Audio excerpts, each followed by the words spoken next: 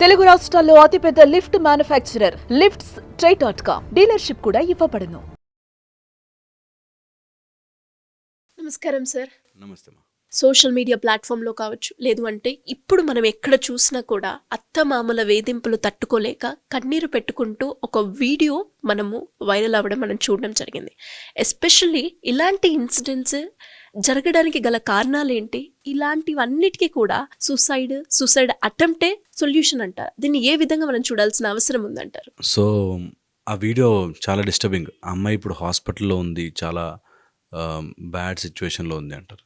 So very important ఏంటంటే, ఒకవేళ chance దొరికితే ఐడెంటిఫై చేయడం, ఇది that I'm in a toxic environment. ఆ టాక్సిక్ ఎన్వైర్న్మెంట్ నుంచి బయటపడాలి ఫస్ట్. చాలా మటుకు ఏం చేస్తారంటే వీళ్ళు బయటకు రారు. పేరెంట్స్కి చెప్తున్నా ఏం కాదుండు పర్లేదు అంటారు. అక్కడ ఇంకా పోలీసులు వాళ్ళంతా కూడా ఇన్వాల్వ్ అయి ఉన్నారు. అండ్ పోలీసులు కంప్లైంట్ కూడా వెళ్ళింది, అయినా కూడా వాళ్ళు హెల్ప్ చేయలేకపోయారు అన్న.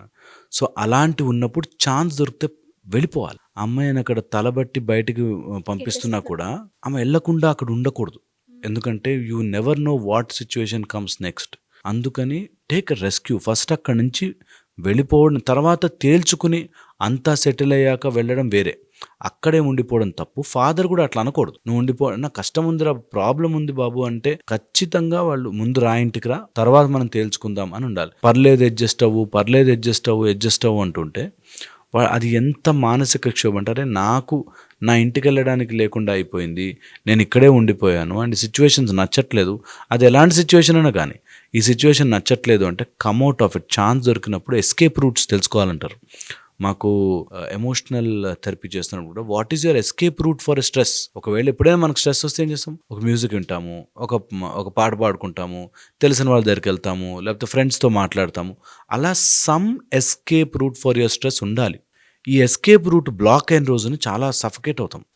ఒక మంచి స్ట్రెస్ఫుల్ డే వచ్చాక ఒక ఛాయ్ తాగితే ఒక చిన్న రిలాక్సేషన్, అలాగా మనకి రిలాక్సేషన్ రూట్స్ క్లోజ్ అయిపోతే, అలాంటిది సపోర్ట్ సిస్టమ్ ఫెయిల్ అయిపోతే, లైక్ బ్రదర్ సపోర్ట్ చేయలేదని కానీ, లేకపోతే మదర్ ఫాదర్ సపోర్ట్ చేయలేదు అక్కడే ఉండు అని కానీ, పెళ్లి చేసుకొచ్చిన హస్బెండ్ సపోర్ట్ లేడు అంటే, ఇలా గనక ఉంటే ఏ అమ్మాయినా కూలిపోతుంది. చాలా ఇంపార్టెంట్ అది. అండ్ అలా ఉన్నప్పుడు, ఛాన్స్ ఉన్నప్పుడు ఐసే కమ్అట్ ఆఫ్ ఇట్. ఎంత త్వరగా యూ కమ్అట్ ఆఫ్ ఇట్. డైవర్స్ తీసుకుంటారా లేదా, తర్వాత ఏమవుతుంది కాకుండా, నీకు అట్లా డిప్రెషన్ థాట్స్, లేకపోతే సూసైడల్ థాట్స్, లేకపోతే నేను చచ్చిపోతాను అనే థాట్స్ వచ్చినప్పుడు వెంటనే break that thought pattern and కమ్అట్ of it. లేకపోతే ప్రాణాలు కోల్పోయే ఛాన్సులు ఎక్కువ అవుతాయి. అందుకే అలాంటి డిప్రెషన్ వస్తుంది, చనిపోవాలనిపిస్తుంది, సూసైడల్ థాట్స్ బాగా వస్తున్నాయి అనిపిస్తే వెంటనే move out of that place. First thing, అలా ఎక్కువసేపు అక్కడ ఉండిపోకూడదు, చాలా ఇంపార్టెంట్. సెకండ్ వచ్చి, ఎస్కేప్ రూట్ ఎవరు అన్నది స్ట్రాంగ్గా పెట్టుకుని వాళ్ళకి కన్వే చేయగలగాలి. ఆవేశంగా కాదు, ఆలోచనతో నాకు ఇట్లా అవుతోంది, నాకు హెల్ప్ మీ అవుట్ అనేది కన్వే చేయగలగాలి. ఇందులో కంప్లీట్ సిస్టమ్ ఫెయిల్యూర్. అంటే అందరూ అక్కడ అత్తామామల దగ్గర నుంచి, హస్బెండ్ దగ్గర నుంచి, పోలీసుల దగ్గర నుంచి, లేకపోతే ఇంట్లో వాళ్ళ దగ్గర నుంచి అందరూ కూడా ఎవ్వరూ ఆ కేర్ తీసుకోలేకపోయారే. ఎందుకంటే mental health issues are on rise. ఇప్పుడు చాలా ఎక్కువ మంది ఇలాంటి ప్రాబ్లమ్స్ ఫేస్ చేస్తున్నారు. చిన్న ఇష్యూస్కి గొడవలు పెద్ద చేసుకునే వాళ్ళు ఉన్నారు. ఇలాగా రోజు కొట్టి, తిట్టి, ఇన్సల్టింగ్గా మాట్లాడి, మానసికంగా గుచ్చి చంపేవాళ్ళు చాలామంది ఉన్నారు. అలా మానసికంగా అన్ని మాటలు అంటుంటే you should be really careful. And ఎంత త్వరగా ఆ సీన్ నుంచి బయటకు రాకపోతే మనమే డ్యామేజ్ చేసుకున్నాం మొత్తం. So very important, one, come out of that, find out escape roots. ఎప్పుడైనా కానీ ప్రతి అమ్మాయికి ఐ థింక్ ఇది ఉండాలి. నేను రెడ్ అలారం వస్తాను. మాకు ఇప్పుడు ఐసీయూలో కానీ, ఎమర్జెన్సీలో కానీ, పెద్ద హాస్పిటల్స్లో we have read line, blue line అని లైన్స్ ఉంటాయి. వేర్ రెడ్ లైన్ ప్రెస్ చేస్తే ఇట్స్ ఎమర్జెన్సీ, కమ్ సూన్ అన్నట్టుగా. అట్లాగా కాల్స్ ఉంటాయి. మనకి 911 ఉంటుంది యూఎస్లో, వాటి కంటే మన దగ్గర 108 ఉంది ఫైర్కి. అట్లాగా మన లైఫ్లో ఒక ఎమర్జెన్సీ పర్సన్ ఉండాలి. వేర్ నా ప్రాబ్లం అక్కడ దాకా వెళ్ళిందంటే ఇది ఎమర్జెన్సీయే. జనరల్గా చెప్పను, but if I am telling you అది ఎమర్జెన్సీయే అనే ఒక ప్రతి అమ్మాయి లైఫ్లో కూడా ఉండాలి అట్లా ఒక పర్సన్. అది అమ్మ కావచ్చు, అత్త కావచ్చు, ఫ్రెండ్ కావచ్చు, ఒక person wear that is the last emergency call I will do. Number 1. Second, ఒకవేళ ఇలాంటి సిచ్యువేషన్ ఏదైనా ఫేస్ చేస్తే, suicide is never a method. చనిపోయి ఏది సాధించలేం, డెఫినెట్లీ ఏం సాధించలేం. సో సూసైడ్ చేసుకోకూడదు. గట్టిగా ఉండాలి, ధైర్యంగా ఉండాలి, మానసిక స్థైర్యం కోల్పోకూడదు. థర్డ్, ఇలాంటివి ఏమైనా ఉంటే గట్టిగా బుద్ధి చెప్పాలి. నెక్స్ట్ టైం ఇది జరగకుండా this has to be taken seriously, చాలా పెద్ద ఎత్తున. 4, నీ మంచితనం నీ చేతగానితనం అవ్వకూడదు.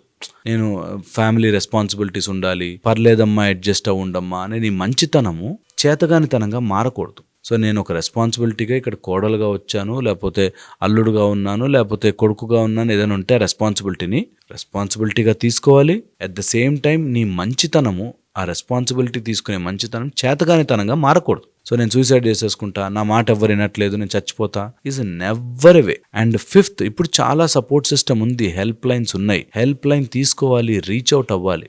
ఏమీ జరగదు తెలుసా, వాళ్ళు మ్యాక్సిమం 2 దెబ్బలు వేయగలరు, అంతకుమించి ఏమి చేయలేరు. ఎవరైనా ఏదైనా మాట అంటేనే నేను సూసైడ్ చేసేసుకుంటా అనే స్టేజ్కి వెళ్ళకూడదు. ఇన్సల్ట్ చేశారు, ఇన్సల్టింగ్గా మాట్లాడారు, తట్టుకోలేకపోతున్నానంట వీడియోలో. నేనంటాను, ఇన్సల్టింగ్గా మాట్లాడితే ఫేస్ చేయాలి, వాళ్ళతో డీల్ చేయాలి, గట్టిగా నిలబడగలగాలి. కానీ నువ్వు ఇన్సల్టింగ్గా మాట్లాడితే నేను సూసైడ్ చేసుకుంటా ఇస్ నో వే. ఓకే, చాలా రాంగ్గా వెళుతుంది అది. నీ మానసిక స్థైర్యము, నీ ధైర్యాన్ని ఎప్పుడు కోల్పోకూడదు. అండ్ అన్నిటికీ ఒక డెస్టినేషన్ ఉంటుంది, అన్నిటికీ ఒక భగవత్ స్వరూపం చూస్తుంది. వాళ్ళందరూ ఇవన్నీ ఎవరైతే, ఇందులో న్యాయం ఏంటో ధర్మం ఏంటో మనకు తెలియదు. సో ఎవరైతే తప్పు చేస్తారో వాళ్ళు అనుభవించి తీరుతారు. అది that is true to every word. అందుకని ట్రస్ట్ దట్ ప్రాసెస్. ఆ స్పిరిచువల్ ప్రాసెస్ నమ్మగలిగితే ఆటోమేటిక్గా నీకు ఒక డైరెక్షన్ వస్తుంది. లేకపోతే సూసైడ్లు కానీ ఇలాంటివి ఎన్ని చూస్తున్నాం. మా దగ్గరకు వచ్చేవాళ్ళైతే నిరంతరం ఇవే కంప్లైంట్స్ వస్తారు. నన్ను ఇష్టం ఉండట్లేదు సార్, టార్చర్ పెడుతున్నారు సార్, అండ్ ఎలా అసహించుకునేటట్టు వస్తారు సార్, ఇంటికి ఎవరెవరినో తీసుకొస్తున్నారు సార్, నాకు భయం వేస్తుంది సార్. వెంటనే లీగల్ హెల్ప్ ఇప్పిస్తాము, వెంటనే మనకి పోలీస్ ప్రొటెక్షన్. అందులో ఇప్పుడు డాక్టర్ లాంటి వాళ్ళు, నాలాంటి వాళ్ళు ఏమైనా కాల్ చేస్తే అవునా సార్ చూస్తాం సార్ అంటారు కదా. అలాగా ఒక హయ్యర్ అథారిటీతో ఎవరితోనో కాంటాక్ట్లో ఉండి వాళ్ళకి చెప్పి ఒక హెల్ప్ చేయించి అలా ఉండడం చాలా చాలా ఇంపార్టెంట్. అంతేగాని మన ర్యాండమ్గా డెసిషన్స్ తీసుకుని ఇట్లా సూసైడ్ చేసుకోవడం అయితే ఆన్సర్ కాదు, అండ్ ఎప్పటికీ సొల్యూషన్ అవ్వదు.